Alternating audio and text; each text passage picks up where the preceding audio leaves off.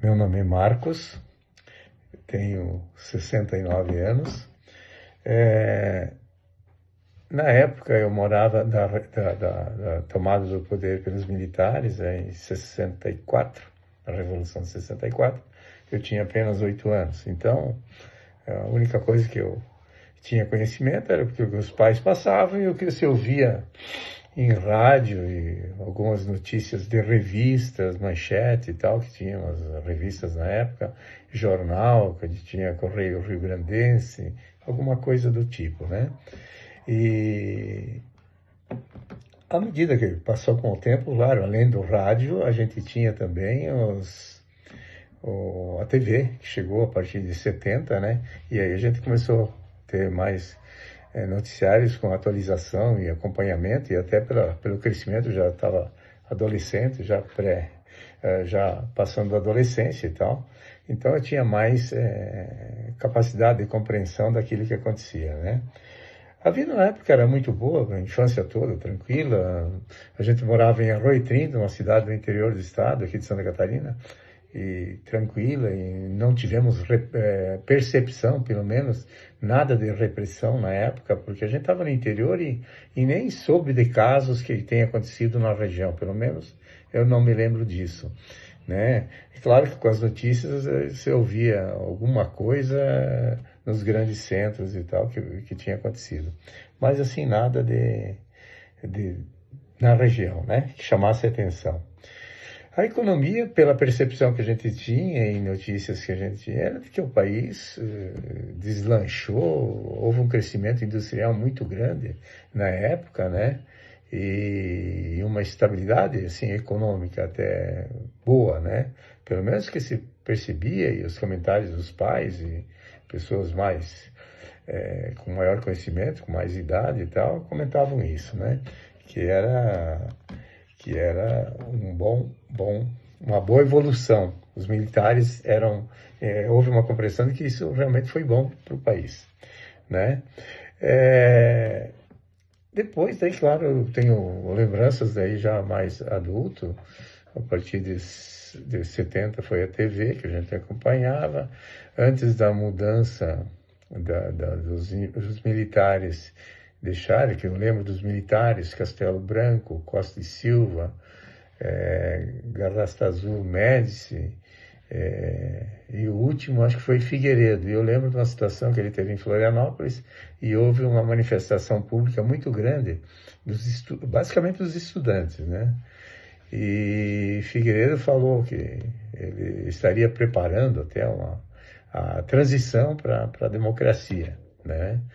E aí depois, com as campanhas de manifestação popular, pelas diretas e tal, aí foi escolhido pelo Congresso, eu acho, né?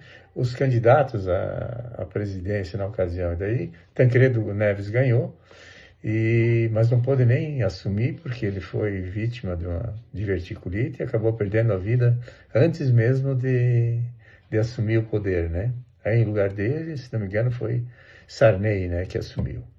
Enfim, e aí vivemos a democracia até hoje, que, comparando a época, eu vejo que ela era melhor na época militar do que hoje com essa democracia socialista que vivemos hoje, né? Benjamin Celestino Balestrin. Morava em Erechim, nasci em Erechim, morava em Barão de Cotegipe, 82 anos. Como nós trabalhávamos na roça e era só estudar e trabalhar na roça, a vida era boa, né? Porque começava o trabalho às 6 da manhã e terminava às 10 da noite. O vô sentiu algum tipo de repressão? Na época nós não pensávamos em repressão nenhuma, porque na cidade era pequena, né? Então nós só escutávamos o que estava acontecendo no Brasil por intermédio das rádios. Também era boa, né? Porque na época era o falecido Jânio Quadro e o vice-presidente era João Goulart. Daí, com a renúncia do Jânio Quadro, assumiu o João Goulart, mas só que aí houve um golpe da ditadura militar, né? Onde ele foi deposto e ele fugiu, então pediu auxílio no Uruguai. E o Jânio Quadro renunciou e foi para casa.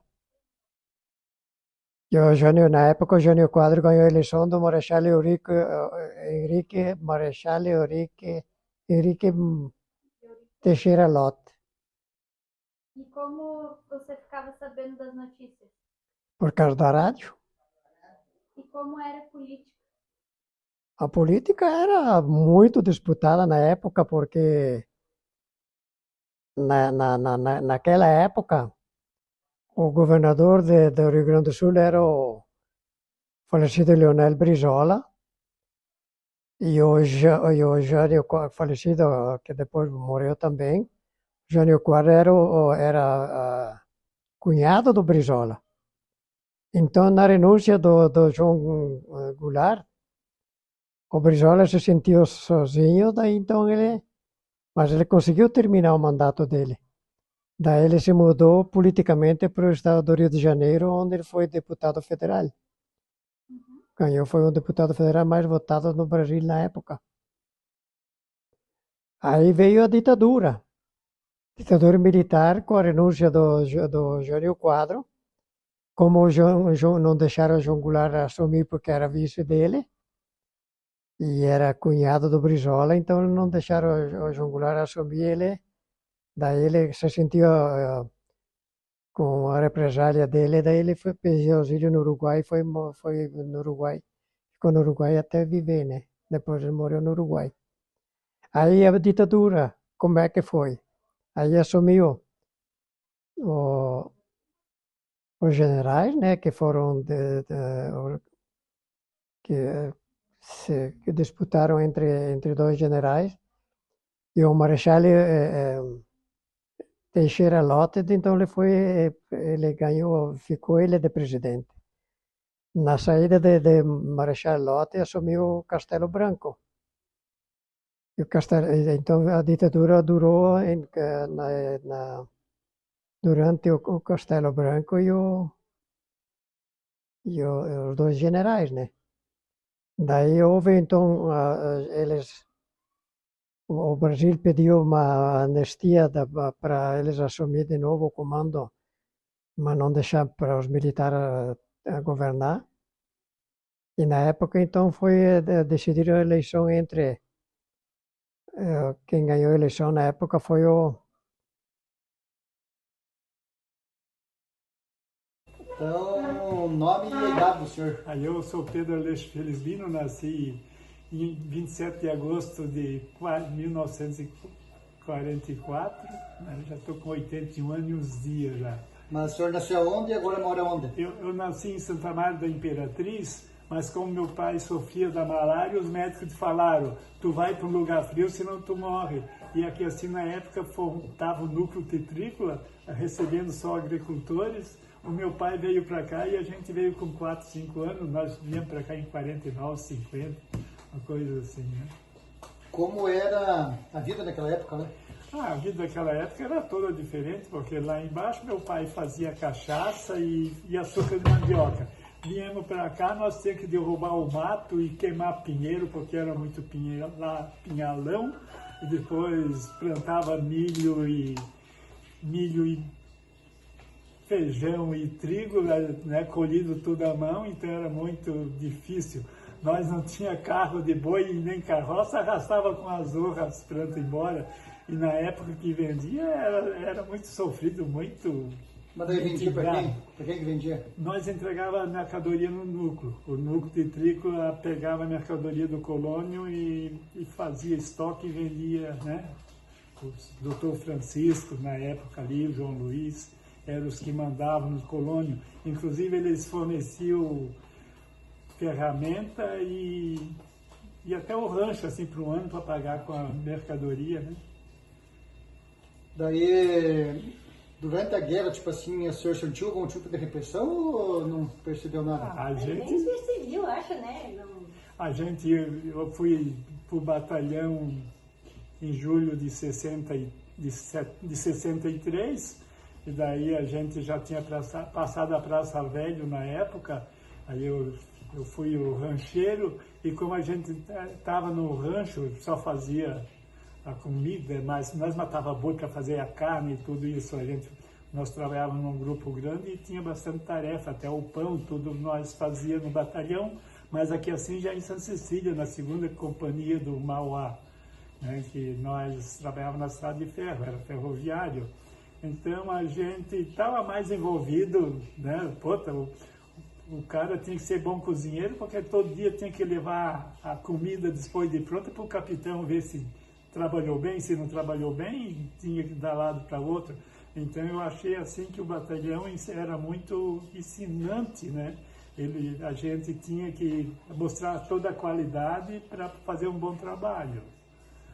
Daí o senhor, como cozinheiro, o senhor que percebeu, veio a pessoal lá de Lapa, de Curitiba, fala um pouco disso daí. Naquele dia, não sei se foi sorte ou destino, eu era o rancheiro do dia, porque a gente todo dia trocava de cozinheiro. O cozinheiro era responsável para fazer o tanto de comida para tantas pessoas, e eu era o cozinheiro. E daí nós recebemos ordem que estava vindo um batalhão de Lapa pela ferrovia, que ia a rumo do Rio Grande do Sul. E daí nós fizemos a comida, né? Preparamos tudo, porque não era muito fácil, eram 300 e poucas pessoas, além da comida que nós tínhamos que fazer para os nossos soldados, mais esse grupo. Daí a gente fez a comida, quando foi pelas 8 horas da noite, o trem apitou que eles estavam chegando. Daí a gente se emocionou, nossos praças foram tudo receber eles, dar boa-vinda, mas a gente via que eles estavam de cabelo em pé, sabe?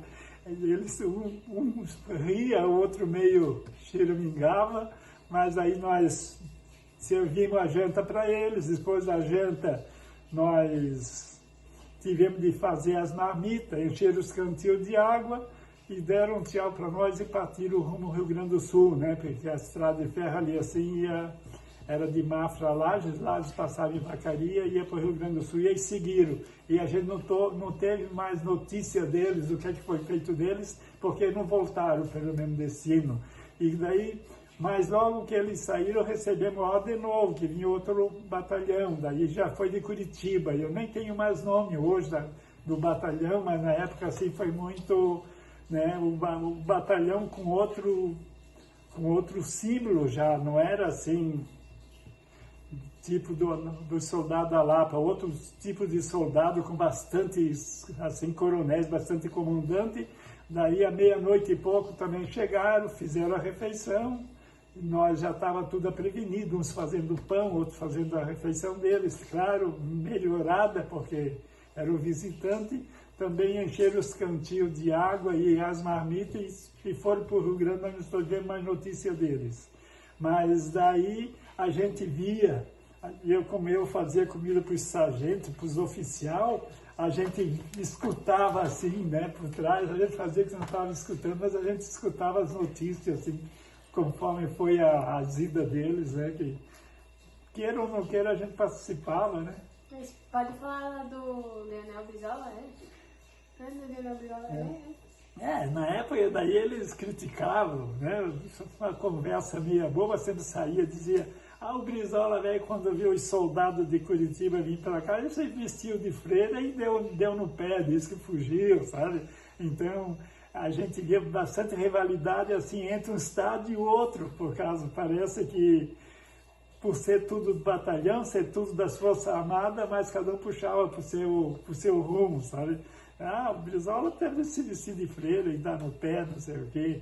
Então, a gente não soube nada assim, por jornal nós não tinha e rádio nós não escutava, nós era apenas soldado para obedecer ordem, né? É que o senhor ficou no exército de 63 até... Até 66, eu fiquei 3 anos lá, né? Daí em 63, em maio, o nosso batalhão ele foi mandado para Pires do Rio, fazer uma ferrovia lá em Pires do Rio até Brasília. Daí, a minha baixa, até o meu registro de baixa veio de lá, né?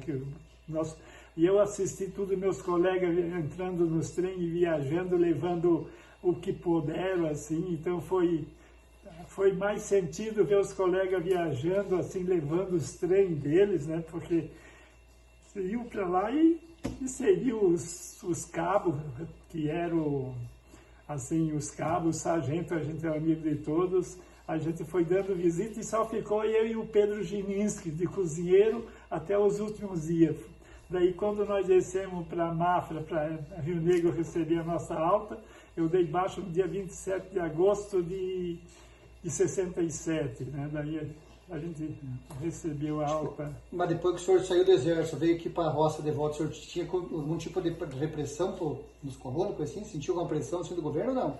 Não, a gente tinha responsabilidade, a gente sai do batalhão, 5 anos a gente tem que se apresentar, né? A gente se apresentava, mas eu ia em Curitibano sempre nos meses assim que nós tínhamos que se apresentar, a gente ia lá, não teve problema, coisa melhor. Eu aprendi a ser gente no batalhão, eu era aquele sistema que não sabia, nem tinha escolaridade no batalhão. O batalhão me fez homem, senão eu acho que eu estava patinando ainda e estou. Vocês têm mais alguma coisa? Talvez as reuniões que eles não deixavam fazer quando se reuniam? Não, assim, a reunião, nós tinha liberdade, mas aí eles falavam, essa turma não pode se reglomerar, né? Não podia se juntar muito, mas nunca foi assim coisa de justiça, sabe? Mas o batalhão não sabia, né? Mas por fora ele sabia, né? A gente sabia que não podia se aglomerar, os civis não podiam se reunir, mas os militares, não sei se porque eu fui, mas eu sempre defendo, eles não são assim tão injustos. Né, soldado, Como é que o senhor sabia, ficava, depois que o senhor veio do exército, como é que o senhor ficava sabendo das notícias que acontecia pelo rádio? O que tinha? Daí a gente já tinha rádio, já tinha mais amigos, né? A gente já estava mais libertado, mas de vez em quando a gente ia visitar lá para matar as saudades. E a questão da política, mais depois que o senhor saiu do exército, mais tipo de até 80 e... Foi até 85. 85. Até 85 a gente viu os civis reclamarem. Eu também já era civil, mas eu aí entendia que... Então, tipo assim, para prefeito e deputado tinha eleição até 85 ou não? O senhor votava não? Olha, 85? até podia ter, mas a gente não participava porque era direto, né? O governo, o soldado, os comandantes botavam do lado deles quem era indicado. E quem não era, a gente soube assim, de muita gente que morreu, né? O prefeito de Balneário Camboriú levaram, outro dia amanheceu morto, então foi muita repressão assim dos adversários. Quem era adversário, coitado dos militares, né? Quem era civil, coitado de quem os militares não gostavam. Tipo, vai ser essa pesada de 18 ou 19 anos, vamos assistir 17 anos. Uma mensagem que o senhor deixa para essa pesada que estão ali hoje, o senhor que está com... O senhor tem quantos anos hoje? Eu acho assim que... Quantos anos tem? Quantos anos você tem primeiro? Eu já estou com 81 anos e mais uns tempos ali assim. Então a gente diz para essa piazada que eu aprendi no batalhão, né? Se não é o batalhão, eu acho que eu ainda estava meio rastejando, como a gente está, mas que o batalhão foi a melhor escola para mim, né? Que talvez meus pais não tiveram oportunidade, não tinham assim, né, a soberania sobre o estudo, então nós todos analfabetos, e lá no batalhão a gente aprendeu. Não sei se aprendeu porque precisava ou aprendeu meio na marra, né? E a gente, ouvindo de lá, meio formado, entanto que já trouxe o dinheiro, comprei essa terra aqui assim, e cada dia um passo a mais, né? Se não é o batalhão, né, a gente não sabe o que é que o professor fala, pô, pesada que estão nova, estão lá se formando no 2º grau, que está sendo forte, não desistir, pegar e... O estudo é a base, o estudo é a base. As crianças que hoje têm assim, que os pais podem dar estudo, o estudo é a base. Eu acho assim que, eu quando fui para o batalhão, eu fui para o 3º pelotão que não tinha estudo não sabia, e de lá a gente foi crescendo. Nos anos 90 eu fiz o 2º grau no Drummond, o Drummond eu devo muito para o Drummond. Né? Em 97 eu me formei no Drummond no 2º ano. Antes fez o curso de noite, como é que é? A gente fazia o Mobral, antes eu fiz o Mobral pela prefeitura, depois fui para o Drummond, fiquei 3 anos no Drummond, e de lá eu passei no vestibular e por ali foi, a gente se formou, né? Se formou como em história, coisa que a gente foi caminhando sozinho e venceu. Eu acho que essas crianças que olha, a escola é o melhor caminho, né? E o conselho do pai ainda supera. E respeita os professores que não... Né? Então, deu boa, né? Isso, muito obrigada Ah, por obrigado a você, colaborar com nós. obrigado a você, querida. Obrigada.